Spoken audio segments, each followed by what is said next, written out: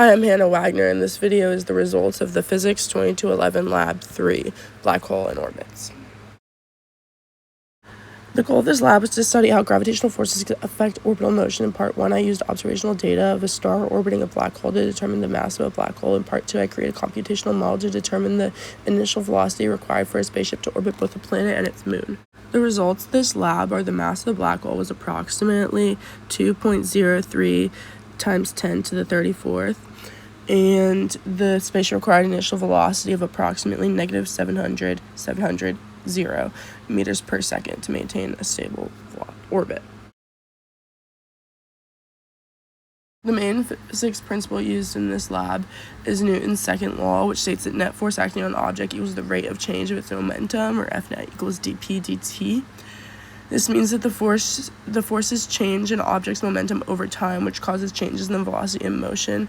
Another key concept is Newton's law of universal gravitation, which describes the gravitational force between two masses, where g is the gravitational constant, big M and little m are the masses of the object, and r is the distance between them.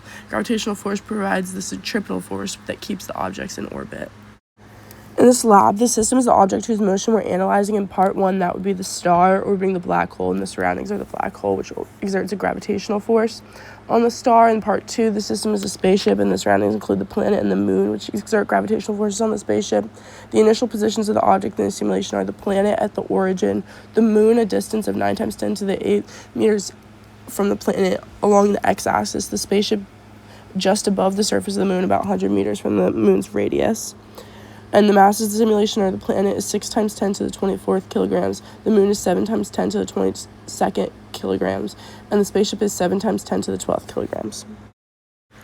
The motion of the object is modeled using a simulation in Python. At each time step, the program calculates the gravitational forces between objects using the gravitational force equation. The net force on each object is then used with Newton's second law to update the velocity and position of the object. The velocity is updated using acceleration from the net force, and the position is updated based on the new velocity. This process repeats many times to simulate orbital motion over time. The simulation also includes crash conditions if the spaceship collides with the moon or planet. In part 1, I used observational position data of a star orbiting a black hole. First, the code calculated the velocity of the star between each data point, and then added each velocity up and divided by the total number of data points. Then I calculated the change in momentum over time to find the net force acting on the star. Using Newton's law of gravitation, the mass of the black hole can be calculated from the gravitational force and distance between the star and the black hole. Using this method, I calculated the mass of the black hole to be approximately 2.032 times 10 to the 34 kilograms. Newton's second law tells us that the net force equals the rate of change in momentum. The parallel component of the force changes the magnitude of the momentum, which means it changes the speed of the object. The perpendicular component changes the direction of momentum, which means it changes the direction of motion. In orbital motion, gravitational force is mostly perpendicular to the motion of the object, which is why the object continually changes direction and moves in a curved orbit. This demonstrates how gravitational forces control orbital motion by continuously changing the momentum of objects. Part 2, I used a computational model to determine the velocity required for a spaceship to orbit both a planet and a moon. The simulation calculated the gravitational forces from both the planet and the moon on the spaceship. Different initial velocities were tested. If velocity was too small, the spaceship crashed into the moon or planet. If it was too large, the spaceship escaped the system. The velocity that produced a stable orbit was approximately negative 700 meters per second.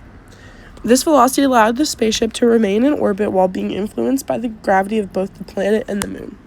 If we wanted to predict the motion of the entire system, we would need to include all gravitational interactions between all objects. This would include forces between the black hole and the star and the planet and the moon and the spaceship, the planet and the spaceship. Some interactions would be dominant, especially those involving the largest masses, such as the black hole and the star. However, smaller gravitational forces would still influence the motion over long periods of time. Some possible sources of error in this lab include numerical approximation from discrete timestamps, rounding errors in calculations, simplifying assumptions such as treating objects as point masses, or ignoring relativistic effects near the black hole. In conclusion, the lab demonstrated how gravitational forces determine orbital motion. Using Newton's law, we calculated the mass of the black hole from the motion of a star, and we modeled how a spaceship can orbit both the planet and the moon using computational physics.